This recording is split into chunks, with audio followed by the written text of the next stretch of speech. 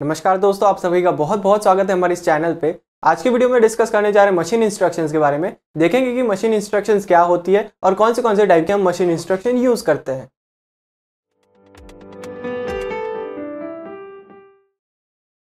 तो बात करें हमारी मशीन इंस्ट्रक्शंस के बारे में, तो हमारी मशीन इंस्ट्रक्शंस क्या है।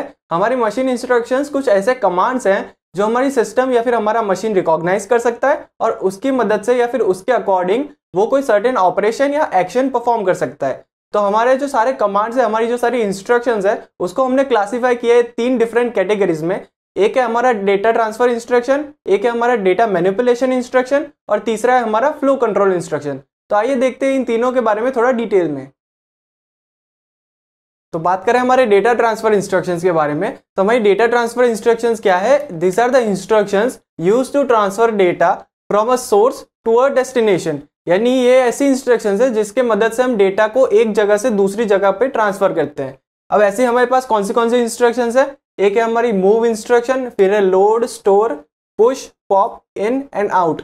ये हमारी जो सारी इंस्ट्रक्शंस है इसे हम कहते हैं डेटा ट्रांसफर इंस्ट्रक्शंस, क्योंकि इसकी मदद से हम एक जगह से दूसरी जगह पे डेटा मूव करवाते हैं हमारे सिस्टम में। तो अब चलिए देखते हैं कि डेटा मैनिपुलेशन इंस्ट्रक्शंस किसे कहते हैं। तो बात करें अगर डेटा मैनिपुलेशन इंस्ट्रक्शंस के बारे में, तो डेटा मैनिपुलेशन इंस्ट्रक्शंस कुछ ऐसी इंस्ट्रक्शंस है जिसकी मदद से हम अपने पास जो अवेलेबल डेटा है उसको मैनिपुलेट कर सकते हैं या ऑल्टर कर सकते हैं। तो अब हमारे पास ऐसी 3 डिफरेंट टाइप की इंस्ट्रक्शंस है जिसकी मदद से हम अपना डेटा मैनिपुलेट या ऑल्टर कर सकते हैं। ऐसी कौन सी इंस्ट्रक्शंस है। एक है हमारी जो सारी अरिथमेटिक इंस्ट्रक्शंस है, वो जैसे कि हमारा ऐड है, सब्ट्रैक्ट है, मल्टीप्लाई है, डिवाइड है, वो सारी इंस्ट्रक्शंस। उसके बाद है हमारी लॉजिकल इंस्ट्रक्शंस जिसमें हम और ऑपरेशन करते हैं, एंड ऑपरेशन करते हैं या फिर हमारा एक्सॉर ऑपरेशन करते हैं। और लास्ट है हमारी शिफ्ट एंड रोटेट इंस्ट्रक्शंस जिसमें हम left shift, right shift, shift with carry, rotate with carry, ये सारे ऑपरेशंस करते हैं। तो ये सारी जो इंस्ट्रक्शंस है उसको हम क्लासीफाई करते हैं हमारे डेटा मैनिपुलेशन इंस्ट्रक्शंस में। तो इसके बाद हम देखते हैं कि हमारी फ्लो कंट्रोल इंस्ट्रक्शंस क्या होती है और उनका क्या यूज है। तो बात करें हमारी फ्लो कंट्रोल इंस्ट्रक्शंस के बारे में, तो हमारी फ्लो कंट्रोल इंस्ट्रक्शंस क्या कहती है कि these are the instructions used to control और divert the sequential flow of execution of a program. तो यानी ये क्या कहना चाहती है वो हम समझते हैं अपने एक छोटे से एग्जांपल के साथ। तो इस एग्जांपल में हमने क्या किया, एक प्रोग्राम लिया है या फिर एक सेट ऑफ इंस्ट्रक्शंस लिए है। तो हम नॉर्मली हमारा प्रोग्राम कैसे परफॉर्म करते हैं, सीक्वेंशियल ऑर्डर में, कि पहले हमने फर्स्ट इंस्ट्रक्शन को एग्जीक्यूट किया, फिर सेकंड को किया, फिर थर्ड को किया। तो ऐसे हमारा जो है सीक्वेंशियल ऑर्डर मेंटेन होता है, यानी एक के बाद एक हम अपनी इंस्ट्रक्शंस को एग्जीक्यूट करते हैं।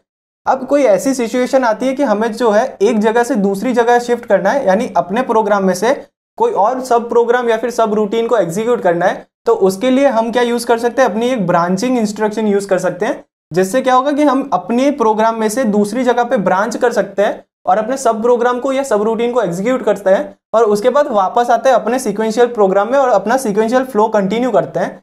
या फिर कोई एक दूसरी ऐसी सिचुएशन आती है जिसमें हमें अपने ही प्रोग्राम में आगे कहीं जंप करना है। तो ये दोनों जो सिचुएशन है उसमें हम यूज करते हैं हमारी फ्लो कंट्रोल इंस्ट्रक्शंस। तो आइए देखते हैं हमारी ब्रांचिंग और हमारी जंप इंस्ट्रक्शंस डिटेल में। तो बात करें हमारी ब्रांचिंग इंस्ट्रक्शन के बारे में, तो हमारी जो ब्रांच इंस्ट्रक्शन है उसको समझने के लिए हमने यहाँ पे एक एग्जांपल लिया है। एग्जांपल में हम क्या कर रहे हैं कि हमने एक सेट ऑफ इंस्ट्रक्शंस लिए और उस सेट ऑफ इंस्ट्रक्शंस को हम सीक्वेंशियल ऑर्डर में नॉर्मली परफॉर्म कर रहे हैं। तो सबसे पहले हम फर्स्ट इंस्ट्रक्शन को परफॉर्म करेंगे, फिर सेकंड इंस्ट्रक्शन, फिर थर्ड इंस्ट्रक्शन, ऐसे सीक्वेंशियल ऑर्डर में हमारा परफॉर्म हो रहा है इंस्ट्रक्शन। तो अब क्या हो रहा है कि हमने यहाँ पे डिटेक्ट किया कि हमारी ब्रांच इंस्ट्रक्शन है। अभी हमको पता कैसे चला कि ये ब्रांच इंस्ट्रक्शन है। हमने पहले इस इंस्ट्रक्शन को फेच किया होगा, फिर उसको डिकोड किया। डिकोड करने के बाद पता चला कि अच्छा ये तो हमारी ब्रांच इंस्ट्रक्शन है और हमको कहाँ ब्रांच करना है, इस एड्रेस पे, यानी हमारे 200 एड्रेस पे। तो हमको एड्रेस भी पता चलता है जब हम अपनी इंस्ट्रक्शन को डिकोड करते हैं, यानी हमारी ब्रांच इंस्ट्रक्शन का जब डिकोडिंग स्टेज खत्म होता है तब हमको पता चलता है कि उसका टारगेट एड्रेस क्या है। टारगेट एड्रेस यानी कि जहां हमको ब्रांच करना है। ठीक है, तो अब क्या होगा कि हमको वहां पे ब्रांच करना है, यानी एग्जीक्यूशन स्टेज में हमको क्या करना पड़ेगा, जो इंस्ट्रक्शन साइकिल की जो एग्जीक्यूशन स्टेज है उसमें हमको वहां पे ब्रांच करना पड़ेगा, यानी फिर आगे हमारा जो एग्जीक्यूशन होगा वो वहां से कंटिन्यू होना चाहिए। लेकिन अभी प्रॉब्लम क्या होगी कि हमारा जो प्रोग्राम काउंटर है वो कौन सी वैल्यू स्टोर करके रखेगा, वो ये जो नेक्स्ट इंस्ट्रक्शन का एड्रेस है यानी कि 105 वो स्टोर करके रखेगा। तो अब क्या करना है हमें कि हमें ये वाला एड्रेस इसके अंदर लोड करवाना पड़ेगा ताकि हमारा आगे जो एग्जीक्यूशन हो वो हमारे सब प्रोग्राम का एग्जीक्यूशन हो, यानी कि हमारे ब्रांच के बाद जो एग्जीक्यूशन होना चाहिए वो एग्जीक्यूशन हो। तो इसके लिए हम क्या करते हैं कि ये जो हमारी प्रोग्राम काउंटर की वैल्यू है उसको हम स्टैक में पुश कराते हैं। तो इसको हमने कर दिया हमारे स्टैक में पुश। और फिर क्या करते हैं, हमारा जो टारगेट एड्रेस है उसको लोड करते हैं हमारे प्रोग्राम काउंटर में। तो उसके बाद क्या होगा, हमारे आगे जो एग्जीक्यूशन होगा वो कंटिन्यू होगा यहाँ से, यानी कि हमारे ब्रांच या फिर हमारे सब प्रोग्राम से। और सब प्रोग्राम के जब एंड पे रिटर्न इंस्ट्रक्शन आएगी, तो रिटर्न इंस्ट्रक्शन में क्या होगा कि रिटर्न इंस्ट्रक्शन बोलेगी कि भैया यहाँ पे तुम्हारा सब प्रोग्राम खत्म होता है, तो अब तुम क्या करो कि तुम अपने वापस सीक्वेंशियल फ्लो में आ जाओ, यानी कि अपने ओरिजिनल प्रोग्राम में वापस आ जाओ। तो अब उसके लिए हमको क्या करना होगा, हमें यहाँ का जो एड्रेस जहां से हमें आगे एग्जीक्यूशन कंटिन्यू करना है उसका एड्रेस चाहिए होगा। तो वो एड्रेस हमको कहां से मिलेगा, हमारे स्टैक में हमने पुश किया था।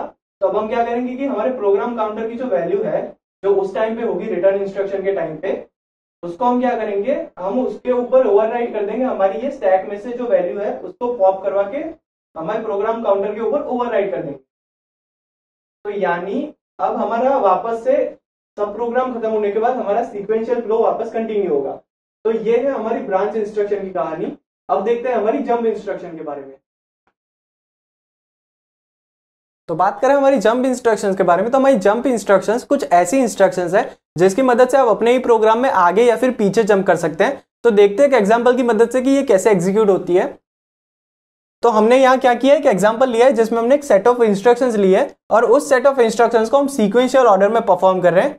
तो सीक्वेंशियल ऑर्डर में परफॉर्म करते करते हमने एक ऐसी इंस्ट्रक्शन को फेच किया जिसको हमने डिकोड किया, तो पता चला कि ये एक जंप इंस्ट्रक्शन है और हमको जंप कहाँ करना है, हमको जंप करना है L1 लेबल के एड्रेस पे। अब हमारा L1 लेबल कहाँ है, यहाँ पे है 205 एड्रेस पे। तो डिकोडिंग स्टेज में हमको पता चलता है कि ये जंप इंस्ट्रक्शन है और हमको जंप करना है 205 एड्रेस पे। तो अब जो हमारा एग्जीक्यूशन स्टेज होगा उसमें हम क्या करेंगे कि हमारे प्रोग्राम काउंटर में जो नेक्स्ट इंस्ट्रक्शन की स्टार्टिंग वैल्यू पे पॉइंट कर रही है उसको हम चेंज करेंगे और उसको हम चेंज करके कर देंगे हमारा टारगेट एड्रेस यानी कि 205। यानी अब हमारा प्रोग्राम काउंटर नेक्स्ट इंस्ट्रक्शन को पॉइंट करेगा जो होगा हमारा टारगेट एड्रेस। तो ये है हमारा सिंपल एग्जीक्यूशन ऑफ हमारा जंप इंस्ट्रक्शन।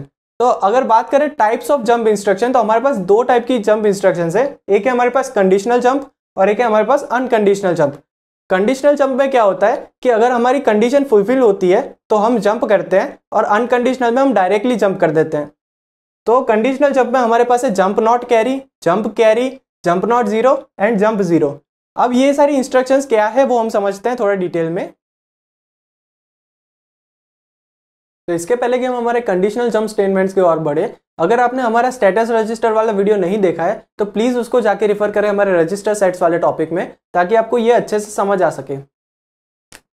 तो बात करते हैं हमारे जंप नॉट कैरी के बारे में। तो हमारा जंप नॉट कैरी क्या बोलता है कि अगर आपका कैरी फ्लैग जो है वो सेट नहीं है तो आप जंप कीजिए, वरना आप जंप मत कीजिए।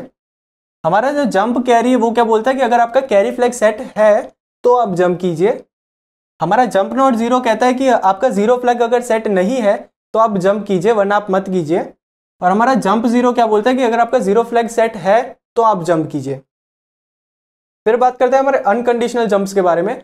तो अनकंडीशनल जंप में हमारे जो गो टू स्टेटमेंट है और हमारा जंप स्टेटमेंट है वो हमें एक डायरेक्ट एड्रेस प्रोवाइड करता है जिसमें हम कोई कंडीशन चेक किए बिना हम डायरेक्टली जंप करते हैं। और अगर बात करें हमारे हॉल्ट स्टेटमेंट के बारे में, तो हॉल्ट स्टेटमेंट काफी एक ट्रिकी सा स्टेटमेंट है, काफी एक ट्रिकी इंस्ट्रक्शन है। तो इसको हम थोड़ा अच्छे से समझते हैं। तो उसके लिए हम एक एग्जांपल लेते हैं और एग्जांपल में हम क्या कर रहे हैं कि हमारा जो यहाँ जंप L1 स्टेटमेंट था उसको हम चेंज कर रहे हैं और कर रहे हैं हमारे हॉल्ट स्टेटमेंट से रिप्लेस।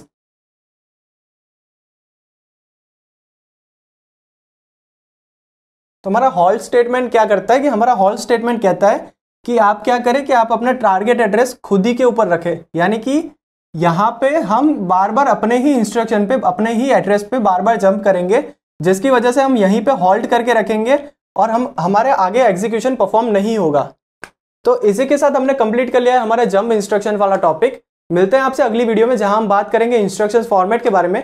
तब तक के लिए अपना ख्याल रखें। जय हिंद।